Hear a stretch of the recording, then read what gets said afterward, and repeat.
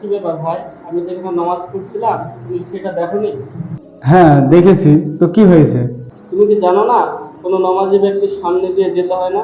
রাসূল সাল্লাল্লাহু আলাইহি সাল্লাম বলেছেন, কোনো ব্যক্তি যদি নামাজি ব্যক্তির সামনে দিয়ে যাওয়ার গুনাহ ও শাস্তি কতটা ভয়ঙ্কর সে ব্যক্তি যদি জানতো, তাহলে নামাজি ব্যক্তির সামনে দিয়ে যাওয়ার বদলে সে একশো বছর দাঁড়িয়ে থাকা উত্তম মনে করত।